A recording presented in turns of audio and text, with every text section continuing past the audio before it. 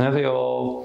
오늘 소개해드릴 부분은 카이안과만의 특별한 근시관리 클리닉에 대해서 소개해드리고자 이 영상을 찍게 됐습니다. 카이안과만의 근시관리 클리닉. 근시관리 클리닉은 이제 눈이 나빠지기 시작하는 우리 성장기 어린이, 학생, 초중고 이런 분들을 대상으로 시력을 최대한 늦추는 방법에 대해서 소개시켜드리고자 합니다. 근시라고 하는 거는 보통 근시가 계속 진행을 하게 되면 눈이 나빠지고 안경이 두꺼워지고 이런 거를 굉장히 걱정하잖아요. 특히 보호자분들은 얘 수술 못하게 되면 어떡하나, 렌즈 삽입술로 가면 어떡하나 이런 걱정도 하시는데,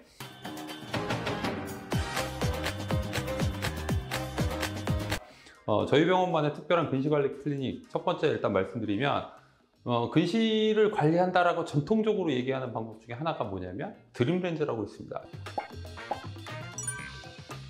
여러분들 그 드림렌즈에 대해서 들어보셨을 텐데요.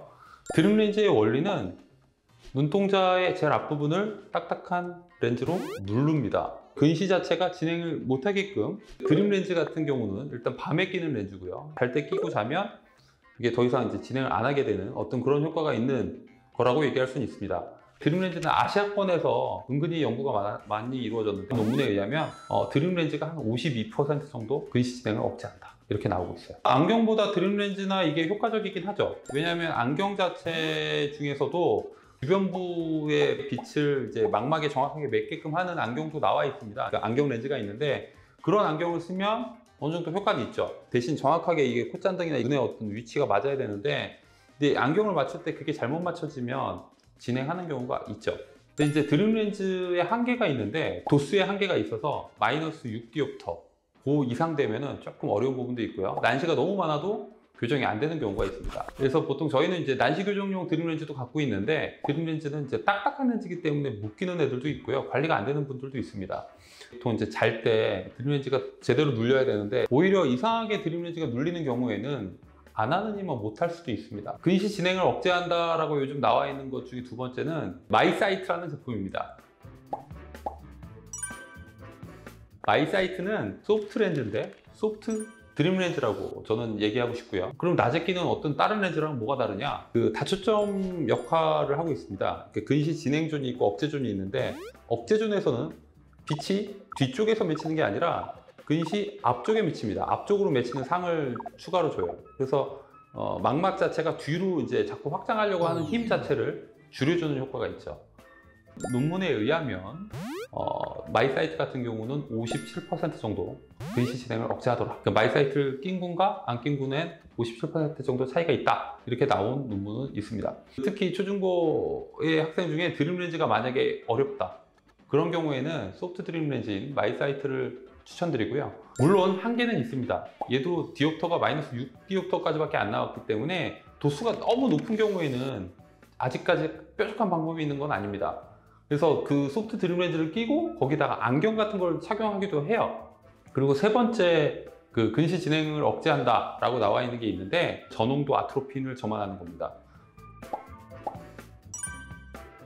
농도를 좀 낮게 해가지고 안약을 한 번씩 넣으면 눈의 그 근시가 진행하는 원리 중에 하나인 조절하는 힘을 좀 줄여줘요. 그래서 아트로핀을 쓰면 동공이 커지거든요. 현재 나와 있는 게 1% 아트로핀인데 그 약은 너무 오래 갑니다. 아무래도 그 약을 쓰게 되면 가까운 데가 전혀 안 보이기 때문에 불편할 수 있겠죠.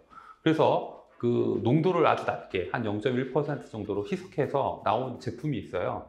마이오가드라는 제품인데, 그 마이오가드라는 제품을 쓰면 농도 자체가 많이 희석이 됐기 때문에 그 동공의 어떤 그 커지는 정도를 조금 줄여주는 효과도 있죠. 근데 현재 저농도 아트로핀도 근시 진행을 억제한다고 보고되어 있고요. 논문도 많이 나와 있는 상태입니다. 저희 병원에서도 마이오가드라는 약을 처방하고 있고요. 농도 그 0.1%도 약간 높을 수 있기 때문에 경우에 따라서 여러분들한테 쓸 때는 조금 더 희석을 해서 인공 눈물이나 이런 걸 같이 점안해서 사용하기도 합니다. 그러니까 이게 패턴에 따라 다를 수 있죠. 환자마다 다 다른 거니까 적절하게 이 환자한테 적당한 방법을 써줘야 이 환자의 근시 진행을 최대한 억제할 수 있지 않냐, 이렇게 보는 거죠. 만약에 드림렌즈 관리가 안 될 것 같다, 진행되는 속도가 자꾸 좀 빠른 것 같다 싶으면, 그러면은 마이사이트 아니면 약물 같이 섞어서, 그리고 약물은 드림렌즈에 섞을 수도 있고 얘에 섞을 수도 있고, 이렇게 그거는 의사하고 상의를 하는 게 맞죠. 일단 근시는 초기에 잡아서 마이너스 1디옵터, 뭐 2디옵터 이내일 때 처음에 잡고 이게 진행하는 거를 최대한 줄여주는 게 그렇게 해야 나중에 성인이 돼서 수술을 통해서 뭐 시력교정 수술, 뭐 라섹이든 뭐 렌즈 삽입술이든 이런 시력교정 수술을 통해서 정시로 바꿀 수는 있습니다.